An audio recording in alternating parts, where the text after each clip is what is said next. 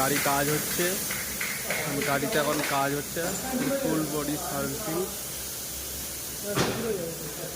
ঠিক হয়ে যাবে তো, ভালোই হবে। পুরো গাড়ি কাজ হচ্ছে, খোলা হয়ে গেছে সব, সেকেন্ড সার্ভিসিং হচ্ছে।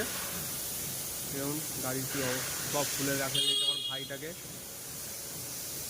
এই টোটাল বডি খুলে দিয়েছে। এবার ওয়াশ হবে এটা, এই দাদাকে দেখুন, দাদা ওয়াশ করছে এখন, এটাকে ওয়াশ করবে ভালো মতন ওয়াশ হলেই হবে।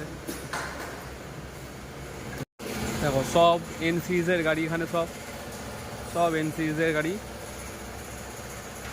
তবে এটা সব লাইনটা পুরো N250, এটা N160, এইদিকে আবার আছে N250 একটা।